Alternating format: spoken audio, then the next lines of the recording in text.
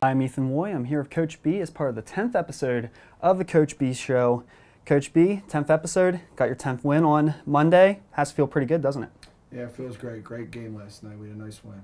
Now, let's start before we go into the on-court success. Let's talk about the news that broke on Thursday with the UPMC Event Center. The new arena here, People's Court, will be coming January 2019. New home of the men's and women's basketball teams as well as the volleyball team.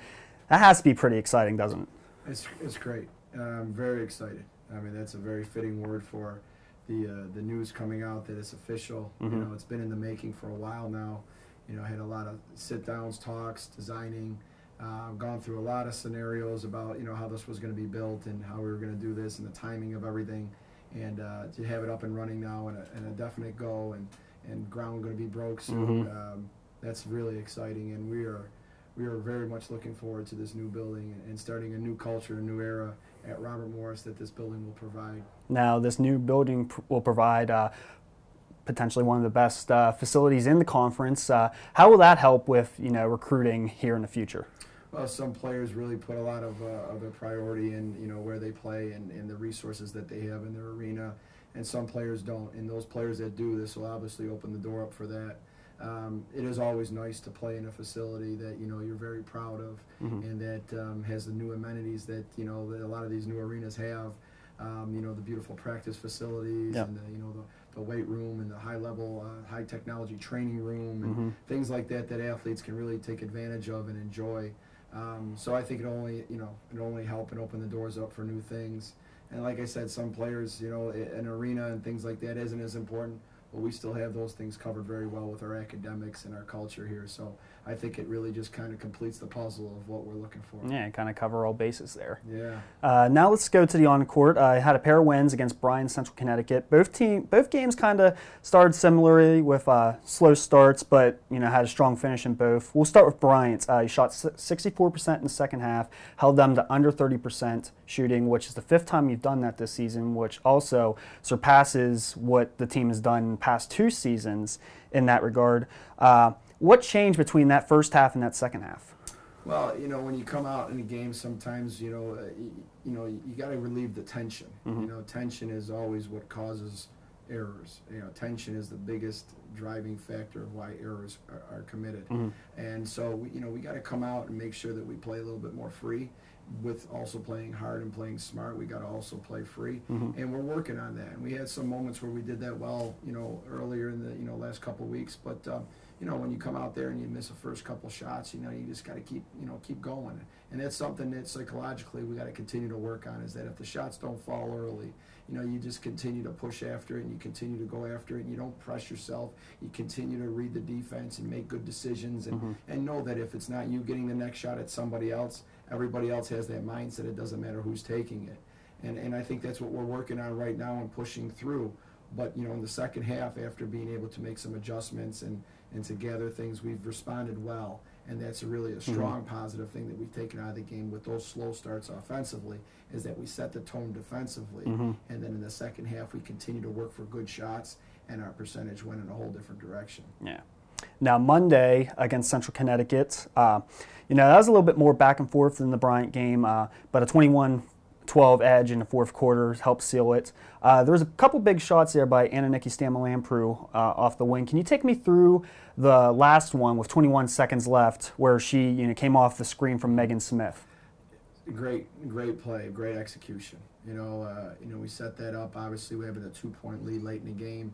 You know, some people would have just ran whatever was first there. We took time off. You know, we really took a lot of time off the clock and put a lot of faith in that we were going to execute the play well, and we did. You know, great job by Janae Brown throwing a very good pass, and great job by Anna setting her player up, and ultimately Megan setting a great screen. You know, obviously it worked very well, and I was very proud of them. You know, and you know, the fact that we got that look that we got was really what I was proud of. And you know, Anna, obviously being the player she is, you know, wants that ball, wants that shot, and you know, she proved it again last night. So it was great to see. It was a great moment. You know, I told Anna, you're going to remember that for a long time, and so was the rest of the team. You know, there was a lot of people involved in why that play worked. Yeah. And it was a great play, great execution. I was really proud of them.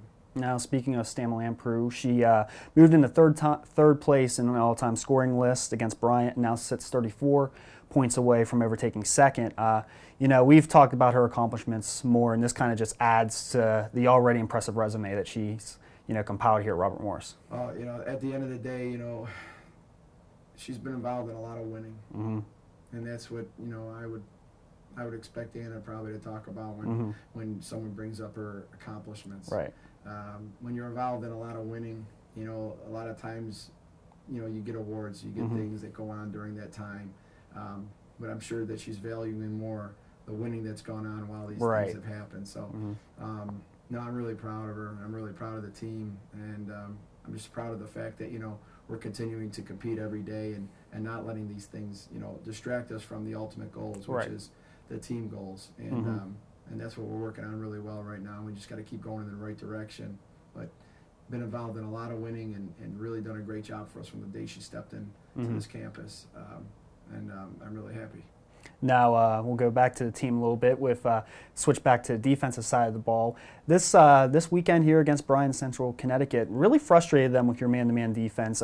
You caused a total of 55 turnovers over the 2 games and had 32 steals, 16 in each game. What were you doing so well that really frustrated both teams? Well, we practiced really well on our defense, and it's a mindset of what we pride ourselves on, and a lot of times you just constantly focus on certain things. You prioritize what you do when it comes to your practice time. You prioritize what you talk about to your team when it comes time to prepare them. And one of the biggest things that we'll always prioritize ourselves on is our defensive accountability. And those turnovers were a lot of accountable, man-to-man, hard-working, understanding the actions that were being run and how we're going to handle them. As I'm watching games sometimes, most of the times when I'm, going over defensive things in my head, it's because I'm watching maybe like an NBA game. And, those guys are so good, and you give them an inch, and boy, they'll just take advantage of the way you handle things defensively. If you have a flaw in your defense, boy, they know how to kill you. And people don't appreciate how high of a level that is. But, they run so many actions that are unique and things, and I always say to myself, man, how would I handle that if we were playing against that? How would we defend that? Right. And that's really what's been the constant mindset for us as a coaching staff and for when we come into practice as a team is, learning from the things that teams have thrown at us and how we would react to it, whether we know they run that play or they don't. Right. A true, strong defensive team is one that doesn't have to rely on knowing the other team's plays to get that jump start on how to stop it.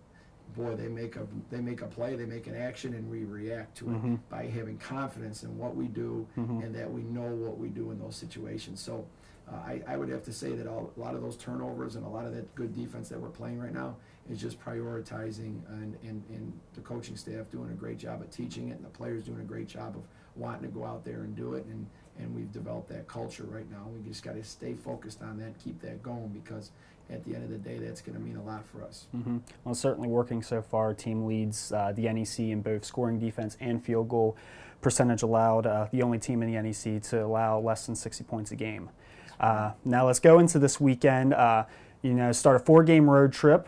Your first meeting with Mount St. Mary's on Saturday, and then probably have a bitter taste in your mouth with St. Francis on Monday. I want to get some revenge against them. Start with Mount. What do they bring to the table, and how can you be successful against them? Mount is, coming off their last game, as I saw, they were, right there at Sacred Heart, and that obviously a tough place to play, and they're doing well in the league. I heard that they, since we played them, they've continued to do well. So, obviously they're getting some things right, where they want to be in that position like they were. So, going on the road, playing in the afternoon is always tough. Anytime you play on the road is always tough. There's always those variables that you'd have to be able to go out to accomplish. And, we've had some very, very tough wars with the Mount over the course of the last few years, and some games that have been decided in very close margins and things like that. So, we're expecting a very hard-fought battle, expecting a team to come in there and obviously continue to play the way they've been playing. And at the end of the day, it's going to come down to, how hard we work and how we respond from a victory. We won 2 in a row now, and that's great, but how do you respond from that? Now, do you continue to do the things that got you to those victories, or do you, you know, loosen up a little bit? And we can't loosen up at all now. We've got to really tighten things up defensively and tighten things up offensively, and go into that game with a lot of passion. As like I said, on the road, things are always tough, and you know, we got to be focused. Now, I know your mindset is also, you know, look at the game in front of you and then worry about the following games later. But, you know, St. Francis here on Monday at Loretto, your first team that you're playing for the second time in the conference. What can we expect there? Well, you know, St. Francis plays a certain style of game, so you know you're going to expect them to play their style, and then you got to be able to, you know, attack it in the way you can. So, you know, just expect again, you know, obviously another rivalry game that, you know, going out to their place, it's going to be again on the road, so it's tough. So you know, when we get to that point, you know, then we'll really focus on it and, you know, go after it and put our attention onto them. But right now, you know, our attention is completely on Mount St. Mary's and going out there and playing well and getting better. And that's all we got to focus on right now, is just taking it one day at a time and just concern ourselves with getting better in practice, by far in practice, doing the most important thing we do, and then go into that game, you know, with the same kind of mindset that we've been going into these games, that for 40 minutes we got to work our butt off and do the best job we can to give ourselves the best chance at the outcome we want. All right. Well, once again, thank you for joining me, and good luck this weekend. Thanks, Ethan. Mount St. Mary's game will be played at 1 o'clock on Saturday at Mount St. Mary's, and then the St. Francis game will be played at 7 p.m. on Monday. Both games can be seen on NEC Front Row.